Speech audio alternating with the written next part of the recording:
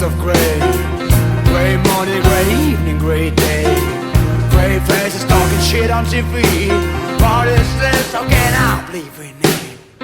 Nobody there in who we can trust. Tell me please, who made this choice for us?